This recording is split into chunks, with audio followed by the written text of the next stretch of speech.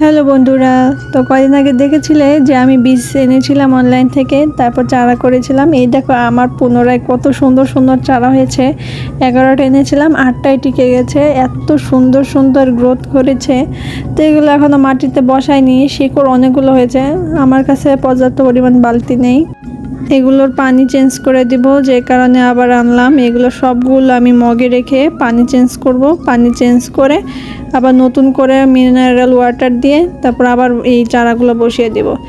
তো 8টায় টিকে গেছে আমার চারা, আমার খুব আনন্দ লাগছে। তো আমার চ্যানেলে যারা নতুন আছেন প্লিজ সাবস্ক্রাইব করে আমার পাশে দেখবেন, আর কমেন্ট করে আপনার নামগুলো বলে যাবেন। পরের ভিডিওতে আপনাদের নামগুলো জানিয়ে দেওয়া হবে।